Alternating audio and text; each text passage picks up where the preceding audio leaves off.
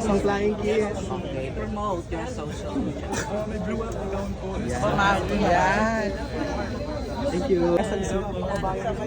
For the benefit of my viewers who might not know you, can you introduce yourself? Hello everyone, ako si Aaron Quijano, Bautista, representing Philippines.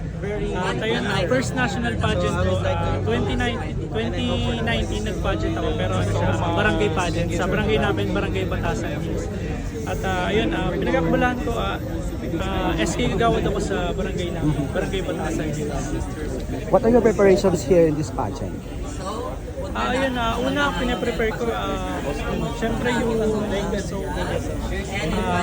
sa paglalakad, kailangan na ano ko yung impact ko sa audience at syempre yung sa Q&A lang.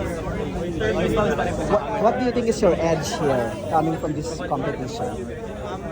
Siguro kahit first national pageant ko, kalakasan ko yung magiging buhay ko.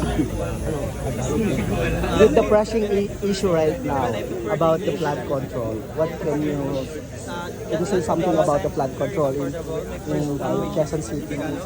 Ayun, sa abot naman sa flood control issue, yung mga sampag doon sana mapanagot kasi yung paggawa ng korupsyon at mababaliwala na lang. Sana magtulong-tulong tayo na mapanagot yung sangkot sa flood. Okay, lastly, message mo sa mga fans mo to promote your social media. So yun, ang Facebook account ko, Aaron Quijano. Sana supportahan niyo po ako at nila po ako buong candidate ko ng Mr. Pilipinas October 22 at SM North Sky. Thank you. And good luck.